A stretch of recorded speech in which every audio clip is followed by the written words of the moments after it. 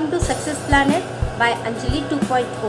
आज के इस वीडियो लेक्चर में मैं आपको 9th क्लास की निर्धनता एक चुनौती पार्ट के बारे में बताने जा रही हूँ। इससे पहले के वीडियो लेक्चर में इसका जो फर्स्ट पार्ट मैंने बताया था उसमें निर्धनता क्या है, उसके शहरी और ग्रामीण पहलू क्या हैं, उसके अलावा निर्धनता जो सामाजिक वैज्ञानिक होते हैं उनकी नज़रों में निर्धनता क्या है और निर्धनता रेखा, इसके बारे में आपको बता दिया था।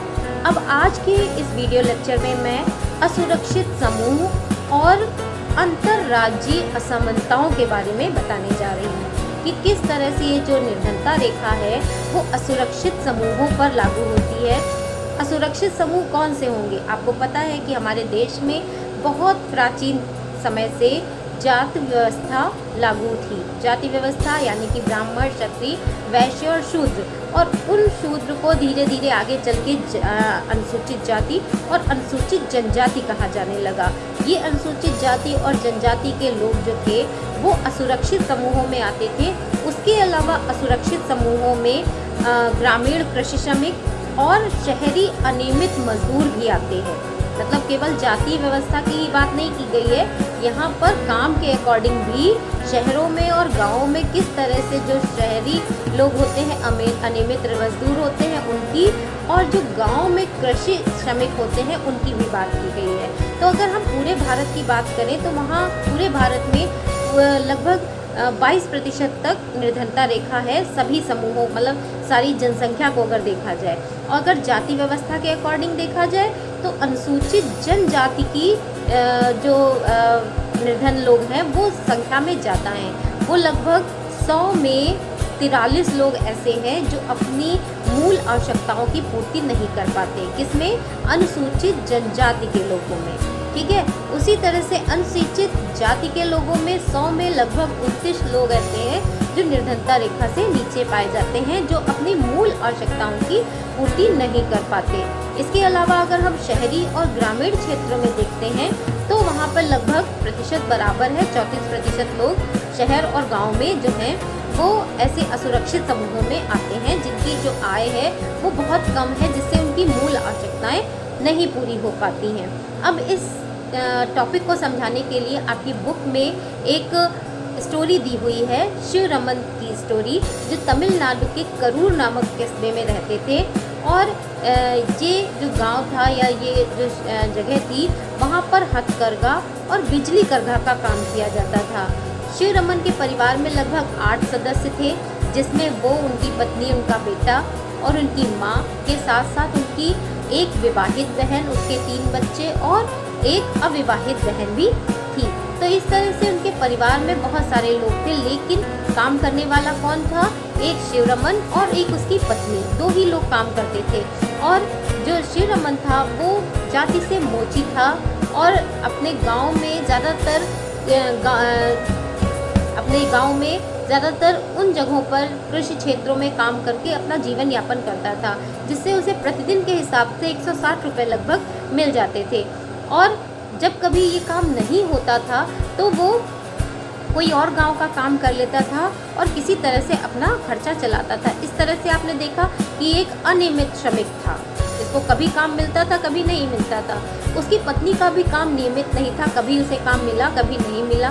साथ ही साथ दूसरी चीज़ आई कि एक काम जो शिवरमन करता था उसको उसके 160 रुपये मिलते थे, और वही काम अगर उसकी पत्नी करती थी तो उसको उसका 100 ही रुपया मिलता था।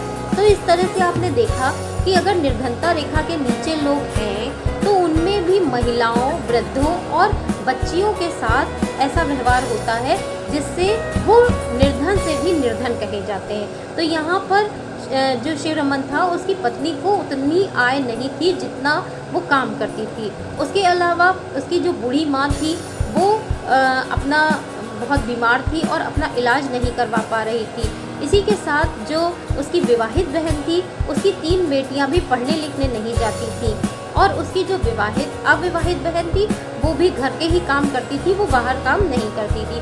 तो इस स्टोरी से आपने देखा कि इस स्टोरी में जो शिवरमन था वो बहुत मेहनत करता था, लेकिन परिवार में लोगों की संख्या ज़्यादा होने की वजह से और अनियमित श्रमिक होने की वजह से उसको नियमित रूप से आय नहीं हो पाती थी और वो अपने परिवार की जो मूल ज़रूरतें थी उसे नहीं पूरा कर पाता था। वो कोशिश करता था कि अपने बेटे को पढ़ा सके और उसको एक अच्छा और शिक्षित व्यक्ति बनाकर आगे अपने जीवन में और उसके जीवन में एक विकास की ला सके स्थिति, जिससे निर्धनता रेखा से बाहर निकल सके।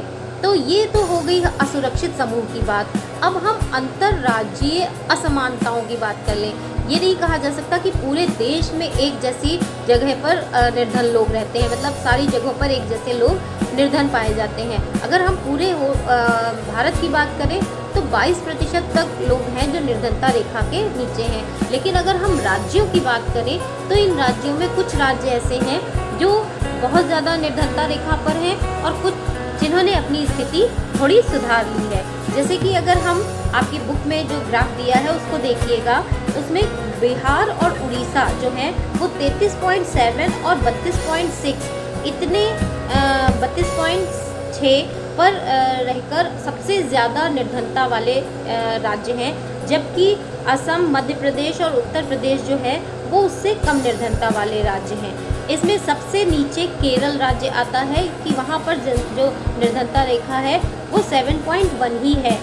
तो पूरे देश के अगर राज्यों की अलग अलग बात कर ली जाए तो त्रिपुरा 14% पर है, तमिलनाडु 11.3 पर है। इस तरह से अलग अलग राज्य जो हैं वहाँ पर असमानताएं पाई जाती हैं। ये असमानताएं क्यों पाई जाती हैं? क्यों? कहीं पर जनसंख्या ज़्यादा है तो कहीं पर कोई व्यवस्थाएं सही नहीं हैं। इसके अलावा जैसे पंजाब और हरियाणा में कृषि में वृद्धि करके अपनी स्थितियां सुधार ली और वहाँ के लोग कम निर्धन पाए जाते हैं। इसी तरह से केरल ने मानव संसाधन में विकास करके अपनी स्थिति सुधार ली, जिसकी वजह से केरल में सबसे कम निर्धनता रेखा पाई जाती है। इसी तरह से तमिलनाडु या और भी जो राज्य हैं वहाँ पर किसी ने अनाज का सार्वजनिक वितरण सुधार लिया, किसी ने सिंचाई व्यवस्था सुधार ली, कहीं पर बहुत ज़्यादा टेक्निकल वर्क किया जाने लगा। तो इस तरह से आंध्र प्रदेश है, कर्नाटक है, इन जगहों पर टेक्निकल वर्क बहुत ज़्यादा होता है, जिसकी वजह से यहाँ पर जो निर्धनता रेखा है वो कम है। तो इस तरह से हम देख सकते हैं कि राज्यों में भी कम और ज़्यादा निर्धन लोग पाए जाते हैं और उनकी जनसंख्या की भी बात अगर की जाए कि जहाँ पर ज़्यादा जनसंख्या होती है वहाँ पर निर्धन लोग ज़्यादा पाए जाते हैं और जहाँ पर कम जनसंख्या होती है वहाँ पर कम निर्धन लोग पाए जाते हैं। क्यों? क्योंकि जो संसाधनों का बंटवारा होता है वो भी उसी हिसाब से होता है। जैसे ज़्यादा जनसंख्या होगी तो संसाधन थोड़े थोड़े मिल पाएंगे, अगर कम जनसंख्या होगी तो संसाधन भरपूर मात्रा में मिल पाएंगे। तो इस तरह से हमने देखा कि असुरक्षित समूह पर निर्धनता रेखा कैसे काम करती है, किन समूहों पर निर्धनता रेखा अधिक काम करती है। उसके अलावा हमने देखा कि अंतर्राज्यीय जो असमानताएं हैं वो कैसे काम कर रही हैं, कि कौन सा राज्य सबसे ज़्यादा निर्धन रेखा में आता है और कौन सा कम, और कहाँ पर किस तरह की व्यवस्थाओं में सुधार किया गया है। तो इस तरह से आई थिंक आपको ये एक्सप्लेनेशन समझ में आ गया होगा। और मेरे अगर चैनल को अभी तक आपने सब्सक्राइब नहीं किया हो तो प्लीज़ कर लीजिए, और जिन लोगों ने कर रखा है वो लोग लाइक और कमेंट ज़रूर करें। मुझे बताएं कि आपको एक्सप्लेनेशन समझ में आ रहा है, ताकि मैं आपको आगे से आगे और वीडियोस बनाकर भेजती रहूं। Thank you.